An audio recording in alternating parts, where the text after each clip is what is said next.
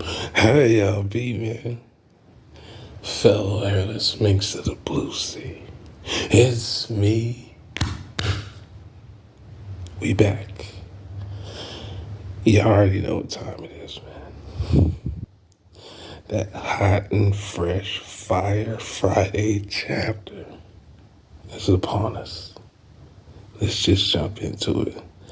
Now, we won't be as long as I have been recently, even though this was such a pivotal chapter as far as like what plot points, right? These are going to hit hard. But because we only really have, like 4 or 5 things to talk about, we'll probably be around 20 minutes or so this time around. Because I got to jump into some other stuff as far as like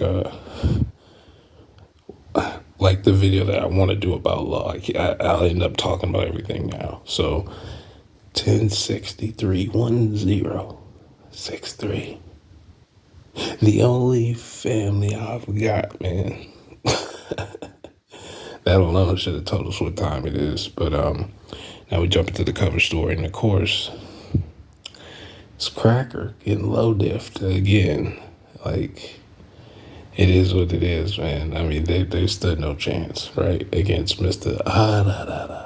It just wasn't gonna happen anyway. But something we had speculated on is like there's only a couple of reasons why you would even risk going to Whole Cake Island in the first place, even without knowing the status of Big Mom, because the territory is so big, and just from a logistical standpoint, it's a nightmare. So you better know what you're doing. You better get in and get out of there, right? Because we technically still don't know where Big Mom is, but the poneglyphs, right? Pudding, because that also deals with the poneglyphs. We talked about that. And the other thing was I had mentioned to someone a few days ago was I was thinking like, wow, what if there was somebody in Mondor's book that Blackbeard was like, I need somebody out that book, man. But which I'm sure he would find that ability interesting to begin with. But we don't know. It's just assumed pudding for the time being. So this is going to build into something really crazy because of what Kaido and Big Mom were talking about in Roof Piece. Where Kaido asked Big Mom about pudding and her ability, like, oh, she's not ready yet or something of that nature. She hasn't awakened the ability yet. That's why they were talking to Luffy and the gang like, we're going to take everything, mentioning Robin, which was part of the Black Maria fight. So we see the consequences. Well, I won't say consequences, but since obviously the Straw had succeeded, there had to be another way, right? And the only people left are Pudding in Sukiyaki. So for the time being, it'll be Pudding. Like I said, I have no idea how deep that's going to go, but that's just where we're at. So we jump in and we got Fat Luffy again, man. I haven't thought about Tank Man in quite some time, but I was like, yo, what if he used Tank Man in Gear 5th? How, kind of like with Mark Vice, just if Luffy jumps in the air and flies up at Gear 4th, right?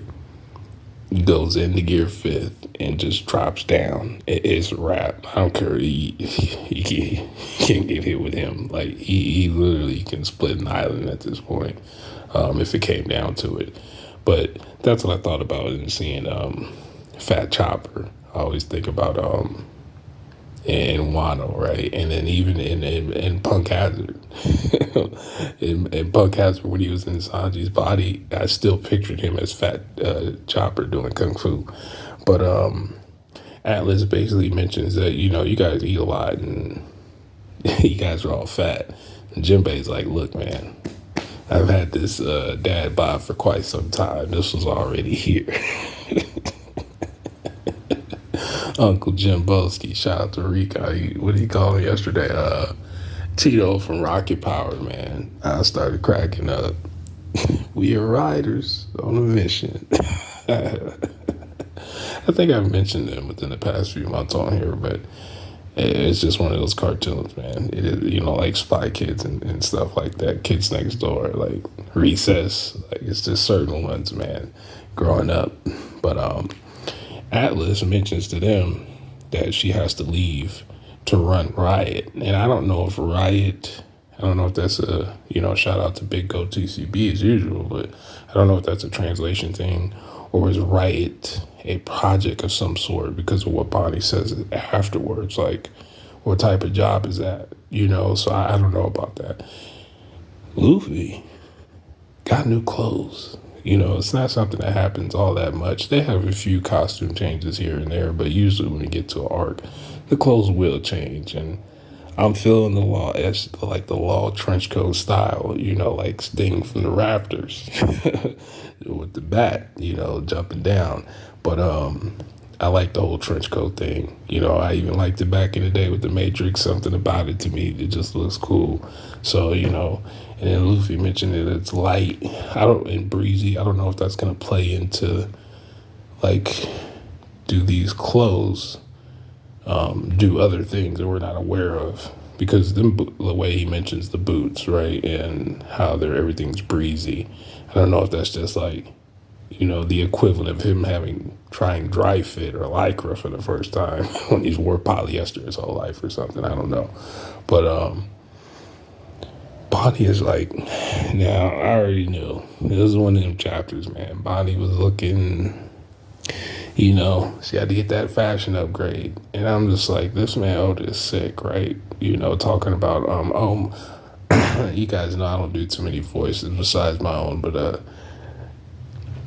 I try to do this in the way that I hear it in my head when women speak to me, how this would sound, right? Like, oh, my clothes are so sticky from like, all right, hold on. I see what we are. You're on one of those, man. Like, you've been on one on these past few chapters, even back with Doll and all that. Like, he just been on one with the ladies. Like, that inner Sanji has been showing real tough with these chapters. But they have the different clothes, and you see the SGSG markings on the clothing, right? And basically, actually, I'll talk about that later. But she also said something about the clothes with the boots, and then I'm like, is this like a thing with the raid suits with the vent smoke, where the boots do something like an accelerator, which I'll mention a little later. It's just a question. It might not be a big deal. It just might be the style. I don't know if that's a reference to some old cartoon, like some Astro Boy type stuff. I'm not really sure, or possibly even Mega Man, because that's kind of like how the bottom of the robots in Mega Man, how their feet, quote unquote, are drawn. That's kind of what it reminded me of. But I don't think it's all that important. It just looks cool. But what else was I was talking about with the clothes?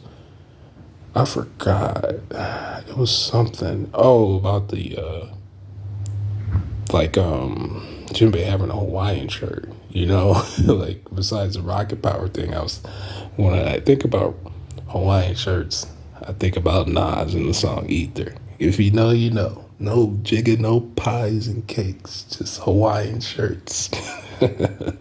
But so while they're standing there, of course, Luffy is still eating, which I didn't even really notice that the first time I read the chapter. It was just like, he has a slice of pizza. Pita.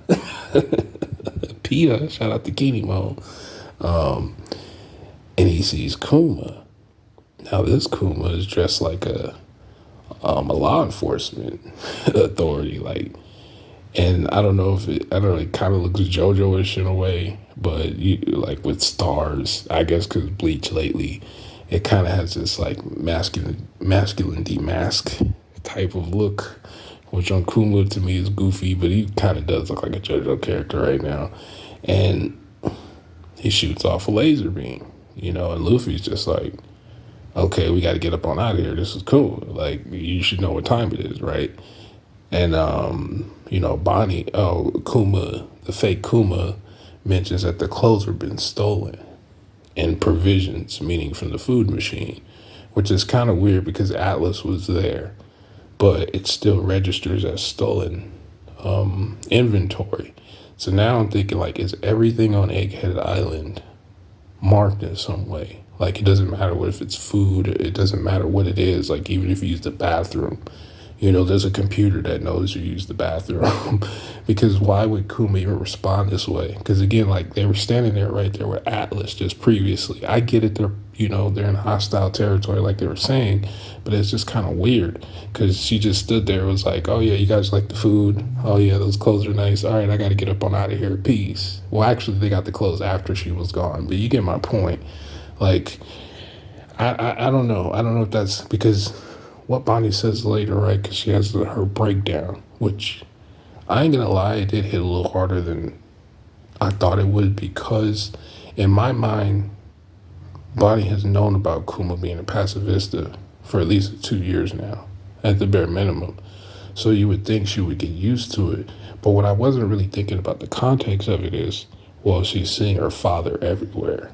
It's almost like a Tsukiyomi type of thing where everywhere she goes, she sees the pacifista. And like even Sabo kind of, it was too much for him to even look at, so it has to be worse for her given their relationship, right? Sabo has known about Kuma since he was a little kid too, but obviously Kuma's not his father. If anything, Dragon's probably a closer representation in Garp of a parental figure, right? His own family was trash. So, like, from that aspect, I'm like, okay, maybe I'm being a little too hard on this situation because I'm expecting because of the mentality of pirates and understanding all this. But, if I don't think Luffy would respond the exact same way, but he probably wouldn't immediately be quick to fight, right? If somebody it was a spitting image of Ace, even if he knew there would be some hesitation before he destroyed everything, right? He would still, I don't think he would have did how Bonnie was responding, like completely psychologically broken down to the point where Kuma's staring her down and getting ready to blast her, where Luffy has to step in. And we kind of don't know what happened, but I think it might have something to do again with the boots earlier. I mean, Luffy's already fast, but that was like point blank range. So, given the huge explosion, I know he has future sight and all that, but we know like the power systems in the verse don't save you from everything, right? Like, it's just what it is. So, obviously they're not hurt. I just don't know what just happened because we can't really tell, But again, like the flashback, it wasn't even really a flashback. They just showed what Kuma used to look like. And I'm like, yo, he looked exactly like Kuros. Like I know Oda has a certain amount of designs that he used or whatever for characters, but it's just like, I don't know, man. He's already supposed to be a king and with the Sorbet Kingdom and all that. And why was he called a tyrant before? And those things kind of tie back in. But then you see him holding up Bonnie as a kid, and it's just like, well, for me, it almost gave me like King Riku vibes, as far as like, maybe he's a lot better than he's perceived, at least by me. To me, I kind of thought he was one of those characters that he's probably done a lot of messed up stuff, and then, as time progressed, became a better person. Learned from his mistakes. You know how you guys know how that goes, and depending on how he was raised and blah blah blah blah blah. But from this aspect, he might have just been a good dude from the beginning. And just that speculative part of his backstory that we're not aware of. Because it's like, why would he even subject himself to being a pacifist in the first place? And the only thing I could really come up with that would make sense is self-sacrifice, right? Whatever would have happened to the Sorbet Kingdom, maybe they would have been illusioned, and they already wanted Kuma to work for them. Because we know that they draft people, right? Like if and the warlord system's a little bit different, but from what we've seen and how they acquired Fujitora and possibly Green Bull, right? Where they drafted them, like Fujitora might have just been a rando from anywhere, where there's people in the verse, obviously they're aware of the underground, they have access to Cypher Pole. And since the Gorosei probably has some input in, who gets promoted, and I'm sure they have some kind of say, it would make sense to them, like certain characters that they were already aware of, like, oh yeah, we could have this person come work for us, or so on and so forth. But I don't know. And I did know, like, another reason I was mentioning is everything on Egghead inventory? Because Bonnie mentioned she was going to get weapons to deal with Dr. Vegapunk. Now, going back to last chapter, she had just said that she doesn't like Vegapunk's answer, which I was interested in. You guys know what I brought up. I'm like, is there an answer Bonnie would find acceptable? Like, I don't know. I don't know what could be acceptable. You know what I mean? Like I was stating with Kuma, if this was all his choice from the beginning, it's just like, well, what can Bonnie really be upset about other than not liking the outcome? Because that was her father's decision. And if she believed in his reasoning, maybe there could be some resolution there. But she said she was going to grab weapons. So again, before I got sidetracked with the Kuma thing, I was thinking like if everything's inventory, wouldn't Vegapunk know if Bonnie had took weapons from somewhere on his island? And like I said last chapter, the way she said it made it sound like she might know something about Vegapunk as far as a weakness or how to deal with him. But this chapter just made me think that can't be the case, because if you're going to try to get regular weapons for this guy, you've probably already failed. Like, you're not going to use his own technology on his island against him and think it's going to work out, right? Like, Cypher Pole is bringing back a Seraphim because the world government couldn't even deal with it. So why would you think you get where I'm going with this? So I'm looking forward to that resolution anyway, but that's just something I was thinking about during that time. And then we cut to the New World. Now, y'all already know. Besides the Senpai to Santoryu, my original backstory involving One Piece has to do with Law, right? Law and Zoro were the main reasons why I started following this series, and you guys know I have a huge Law bias. Obviously, we've learned some things in this chapter that are strange. Like, for one, I won't even say they were strange. Actually, you know what? Let's just chronologically approach this. We see Blackbeard's ship, and there's lightning. Now, I'm assuming it's Conquerors. I don't know what else it would possibly be, because even though it's black and white paneling and you have the sea swirling around, you can clearly see indications of lightning, and that's probably what was striking the Lost Submarine. Now, I want to know, did this start? Like, we're missing some panels. I don't mean TCB, obviously, because it'll be the same way in the Viz. I mean that we're cutting to something that was already happening. Because how else would anybody on Lost Submarine, which they're underwater, right, get infected with Doc Q's virus? Because we learned this chapter all the abilities of the Blackbeard pirates, basically. Like, we already knew what Lafitte could do. Lafitte's not here, by the way. We already know San Juan Wolf is what he is. So there's nothing to, and we already found out about Katarina Devon. People had speculated on Doc Q forever, and it's pretty much what you think it would be. Just words, like a nastier version. Like, Doc Q is Queen of Plague. Like, what Queen of Plague wanted to be, Doc Q has the correct devil for. Like, that is absolutely terrifying, right? Because it might be similar to Magellan, where, Magellan could change what type of poison he had, the potency and all that based on what he eats. Doc Q could probably do something similar, where the fact that he has a virus that turns people, like, this is some Ivankov, type level of situation. I already knew there was female versions of Law. I don't really get, I'm not a shipper. I'm not really into fanfics and all that other stuff. But I knew because there's an actual figure of it, right? And we've had the filler type stuff. I don't even call them episodes, but like the non-canon One Piece stuff, right? And you animalistic heathens out there, like, we know there's things that I wish I didn't know that I'm aware of. And unfortunately, this is not the first time I've seen Law look this way, right? Most of us haven't. And I'm just like, what is going on here? Because my thing is, right, again, if they're inside the sub, how did somebody get Doc Q's virus from inside the sub? Did Van Augur warp somebody into the sub? Like, if he warped somebody in the sub, why wouldn't he have I guess because if the sub was sinking, you wouldn't want to put anybody in harm. But how did that happen? How did they this makes me think it took place above water. And it was just like, well, Law, you have a submarine. Why were you above water in the first place? How did Blackbeard find you? Is observation hockey Is it like, are we at that level where it functions like N?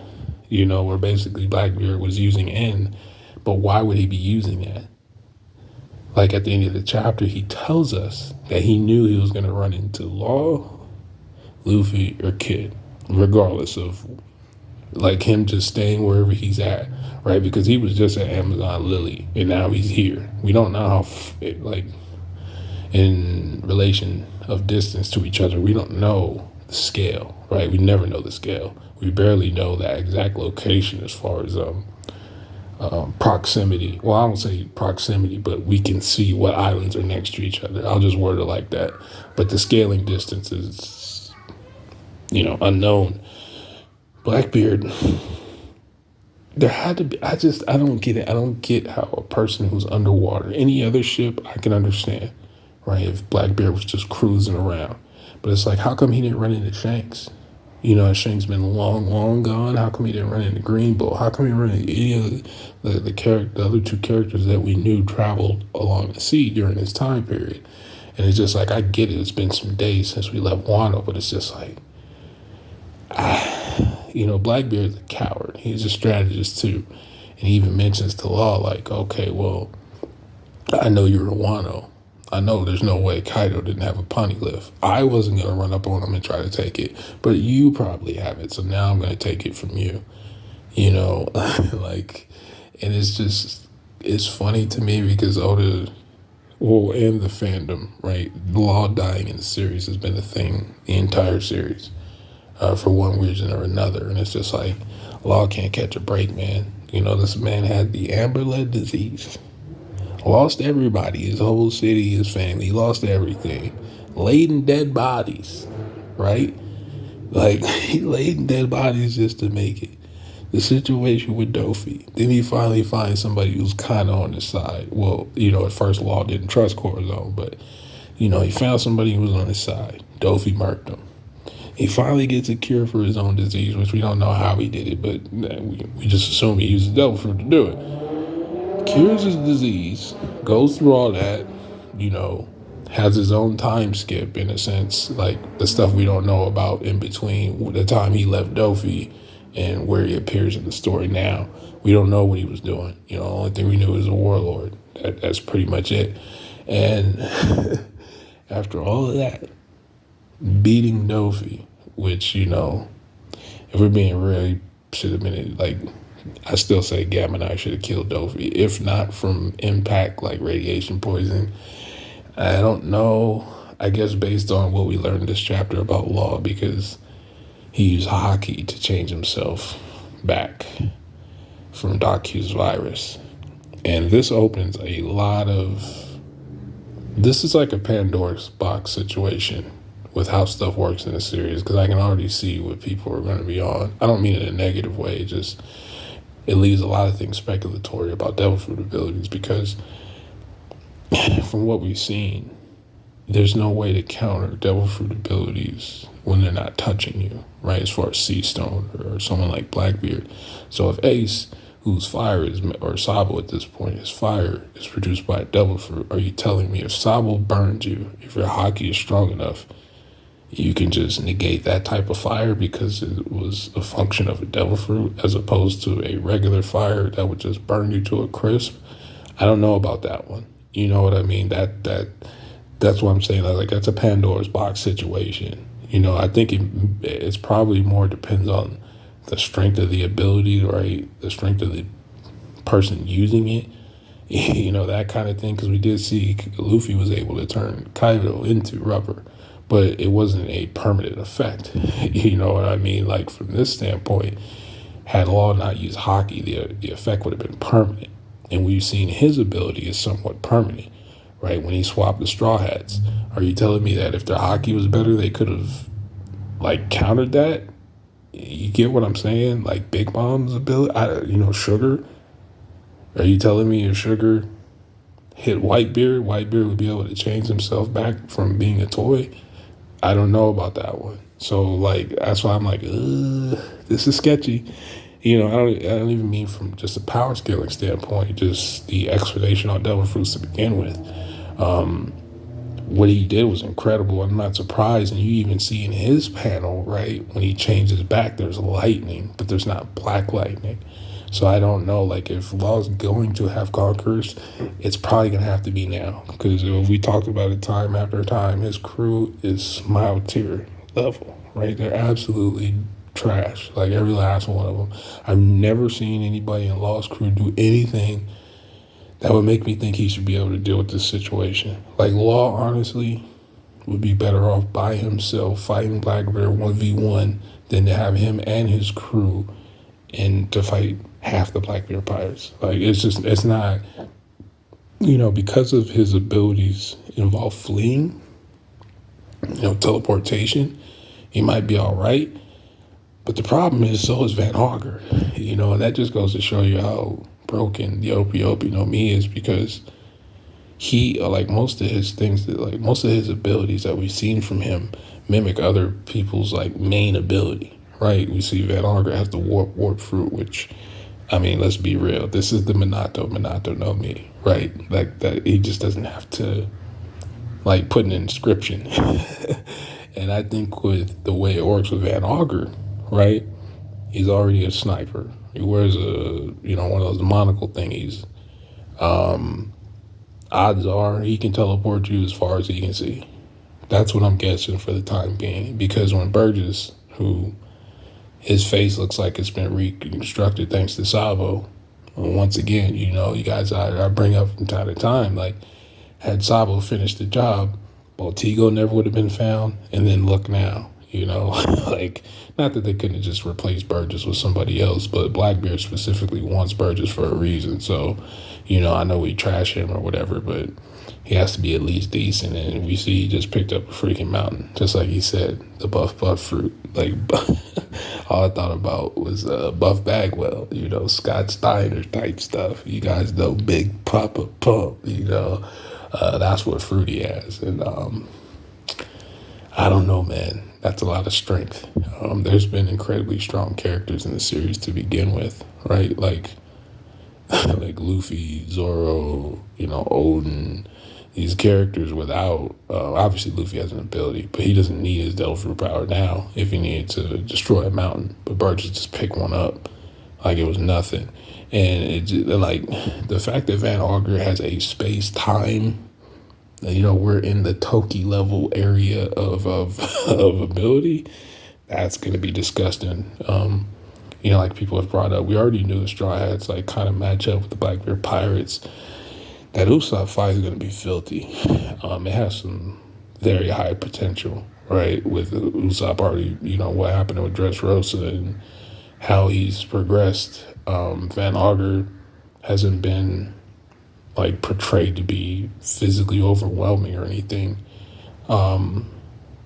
So I don't think the gap, and, if he could take a headbutt from Ulti, I don't think Van Augur probably packs that kind of physical power, right? He's probably tactical like Usopp. So it's going to be rough, man. It's going to be rough. It's going to be rough for Law. I don't know how this is going to end. But I will say that I do think that Law knew at some point he would cross paths with Blackbeard. Only because some of the stuff he said throughout the series and, being the ultimate strategist, you guys know how much I love to bring that up, and the fact that he targeted Kaido of all people, like the beginning of his plan. Dofi was a part of it, but it was more so on the Kaido side. He even says, like, oh no, I was going after Kaido. Like, he's going to realize it at some point. Like, even Kaido said when they met on Roof Piece, it's like, oh, I've been waiting for you, Law. Like, Law's been doing some planning for a long time. And it seems like Rocky Port plays into this. So it's like after Rocky Port, right, where Blackbeard thanked Kobe of all people, for putting him in a situation to do to gain whatever advantage he gained. Law probably had something to do with that too. Maybe not to help Blackbeard, but, even like, even if it wasn't Law's intention, something he needed to do just end up happening to help out Blackbeard. And for them to be fighting right now, Blackbeard, Law's already talked about, like, in Wano, right, at the Poneglyph for Robin, that he would have to run into some monsters to seek the information that he wants to seek. This checkered fate, and his fate, like I was talking about earlier. If you think about everything Law's been through, it's worse than Luffy. Like, yeah, Luffy lost Ace. That's messed up. Law lost his whole family, though. It's like I said, like he's been through like Robin levels of like just bad stuff. So for now that he has to fight Blackbeard, like, come on, man, I just fight. Whoa, no, one clap Kaido. I carried Kid through the Big Mom fight, and then now I get Blackbeard and the half the crew. This would be hard for the Straw Hats right now. Like, I'm not saying, like, I do think in this situation, right, with these characters, if you replace Law with Luffy, Zoro, Sanji, and Jinbei and Robin, that they can take them, I think. Yeah, I'm not saying it'd be easier or nothing like that, but there's a situation where they win. It's just a matter of whose teamwork is better. I might, like, because we don't see the Blackbeard Pirates together all that much, I have to assume their teamwork's probably pretty good, though. Like, just based on this chapter. I didn't like the docu, man, getting his face smashed into his own horse by Blackbeard, dude. That's an unfortunate situation to be in. But we gonna see what's up, man. Like, I have a lot of questions. Hopefully we get to talk about them. But I have a lot of questions for a lot of this stuff, just like y'all do. And if Oda's calling this a clash of the Titans, he must view Law, to put Law in this situation. Either this is going to end up with this whole sword situation that we've been speculating on for over 100 chapters now, or Law is just, I don't know, man. I don't know how, like, Blackbeard would have to want his fruit. Like, he would have to, like, if anybody's fruit you want is Law's. So even though he didn't mention it, how do you walk away from a Law fight? But then again, he didn't take Marco's fruit either. So Blackbeard's very specific about the things that he does. I think that's it for now, though. Like I said, pretty short chapter, but some really heavy stuff. Man, I hope Law don't. Out of all the people, it's like it's bad enough, that Yamato's not in the story right now. And I said I wanted Law to be back in the story, but not at this cost, with his crew being this trash. Like I said, had he ran into Blackbeard 1v1 somewhere, he could probably walk away. And again, I'm not saying it's just easy like that, but we've seen Laws died so many times that he's like died more than Luffy has. Well, not more than Luffy, but you get my point. Say, it's a menace, man. He's a straight menace. Like, he's the most piratey pirate in the entire series so far. And again, for Law to run into him, this is either really good or really bad. Though what Law said, I do take interest too. He said, I was thinking the same thing.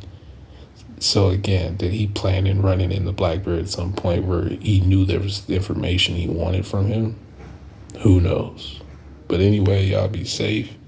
Y'all enjoy your weekend. I'll catch y'all on some stream somewhere, I'm sure, later on, or, comment sections and the like. Thanks for stopping by. We out.